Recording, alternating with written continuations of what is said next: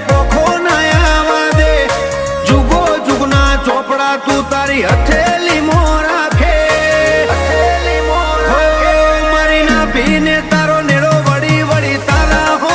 મુતા કે